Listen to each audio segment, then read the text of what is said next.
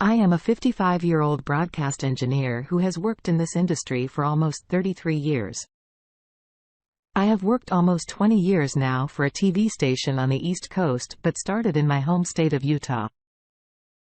I met my wife, Natalie, while working in Utah. Natalie was basically a golfer and did some makeup for people before they went on live TV. If one of the TV anchors needed a Coke, she would go get it for them. Sometimes she would go pick up their dry cleaning, etc. Natalie to me was a diamond in the rough, and I fell in love with her at the time. I was in my late 20s and Natalie was about 21. She started at the station as an unpaid intern. By the time I got to know her, she was on the payroll and doing okay. I later learned Natalie was a mom to a cute 2-year-old boy. I did not care because I love Natalie. I knew she and the boy was a package and I was okay with that. So one day while walking, I asked Natalie to marry me and she said, yes. We got married. About 2 weeks later, everything was okay for almost 2 years until I started to notice. Natalie always seemed distant. We could be having a meal. I could be talking about my day. And when I asked Natalie her opinion, she would say what. Over time I could see Natalie had tuned out. She was still going through the motions of being a wife but was not present. She stayed a great mom though. Natalie was still working at the TV station. Then one day I was offered a better position at another station in our market for a lot more money. And I accepted the offer. Natalie stayed at the station one day. I was not feeling well and went home to go to bed. I guess I got home about 2 p.m. and was in bed asleep by 3 p.m. When the phone rang, I woke up and answered it to hear a female's voice telling me to keep my wife away from her husband or she will hurt her. Then she hung up. Most days, Natalie got home about 4 p.m. That day, she was late and did not come home until about 8 p.m. I got called by the daycare and drove over there and got my stepson. He was playing with a toy truck and I was sitting on the couch and wondering what the hell was going on. I'm not a hothead. I generally can think under pressure. I think this skill comes from my job. So I simply asked Natalie, what's going on? Natalie looked at me and said I had to work late. Sal, I'm sorry, it has disrupted your day. I let it go. Natalie was still distant over time. The bedroom also died. I'm a Latter-day Saint. I was raised in the church. Natalie was not one of the things I was hoping after we got married was for her to convert. So I made a call and asked to speak to one of the church elders. During that meeting, I took the time to go over everything happening in my marriage. The elder quoted some scripture and we prayed still over time. Natalie was getting more distant until I finally had enough. That elder, of whom I have the deepest respect, told me to do a self-assessment. I did. So I even spoke to another close friend who attends my church. I asked him to be honest and to be critical. He said, Sal, your only flaw is you are too trusting. I guess that's when my eyes were opened. I still love Natalie, to be 100% honest. I still do. I love their son as well. When I think back to those days, I can't help but feel the depression all over again. I did not want to get out of bed most days for religious reasons. I never consumed alcohol. Most of the time, I either drank water or fruit juice. I finally went to see my family physician. He prescribed some meds to help me. He did say this is only a temporary solution. Natalie was still drifting away when I tried to speak to her. I got a "nothing is wrong" reply. So I decided to hire someone to follow her. People need to understand almost all TV and radio stations except for the lobby are off limits to the general public.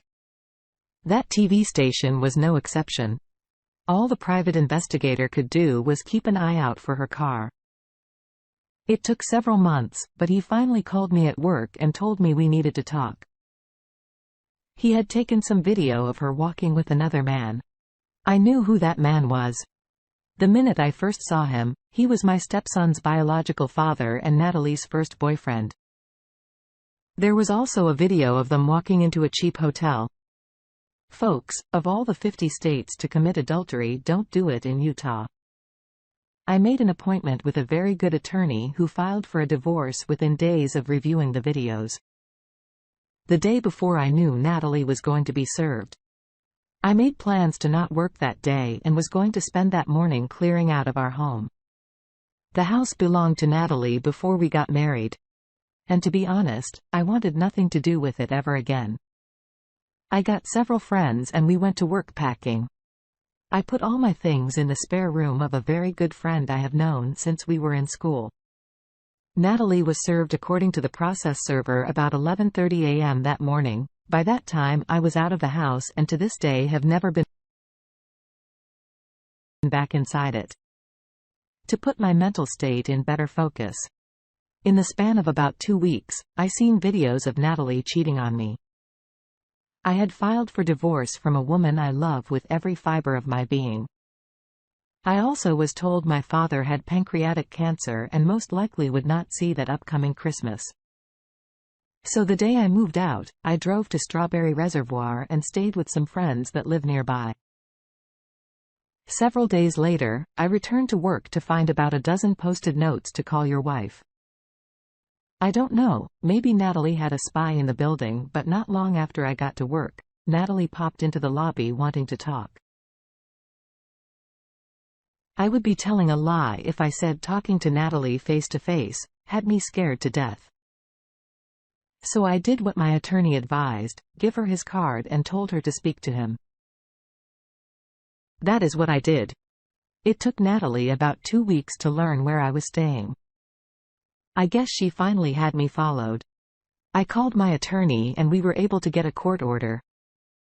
My attorney advised Natalie to get an attorney because there will be no meetings where I was present if she did not come with one.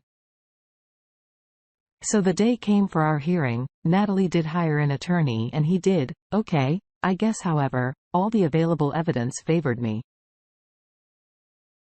Natalie kept the house. Natalie failed to get support from me. I was told supporting the stepson was my option. I later learned a PS wife also filed for a divorce after getting the videos I had later. She offered to go 50-50 on the cost of the private investigator. I took her up on the offer when she said she would use part of her settlement to pay it. Natalie walked out of the courthouse crying. It was at my father's funeral. I next saw her. I did not know it, but she had slipped in the back of the church as we were leaving. I noticed her, I could see it in her eyes. She was wanting to talk. My aunt also seen her that day. This is my father's big sister and she is not somebody to be trifled with. That day was no exception. Natalie was not running, but my aunt was about 15 feet behind her as she walked fast to her car. The last time I saw Natalie in Utah was in the lobby of my station. She was leaving Utah and going to accept a job offer at a TV station in Iowa. She said, "Sal, I am very sorry for what I did. You did not deserve what I did to you." I stood there quiet as she spoke. Then she said, "Sal, if there's any chance of us getting back together, you know, I will never do that again. And we stay in Utah." My last words to her were, "Natalie, go to Iowa. You have nothing here." I then walked back to my office. Then a while later, I was offered my current job. I am making a lot of money and living the dream. I am seeing a lovely lady today last year through a mutual friend. I learned that my stepson was in a juvenile facility in Iowa. I made some calls and decided to do something about that. I was on a flight from Washington, D.C. to Iowa soon after I hired an attorney there and we started to work on getting him with me. When Natalie learned of my actions, she almost physically attacked me in the courthouse. This Natalie was a different Natalie. I failed to get the boy. As far as I know, he is still in that facility. Natalie did look 40 years older though. I told one of the people that was supervising the boy to let him know my address and phone number. I will be a safe harbor for him. My lady and all my close friends in Utah as well as her. Think I am crazy. Maybe I am, but I developed a paternal love for that guy. It is still a few years yet before he turns 18, we will see what happens. All I know is Natalie is not being a proper mother, in my opinion, for another man to use his resources to look after another human that he didn't bother after the relationship with their mother has come to an end. Says a lot about him. I have much respect for him. A lot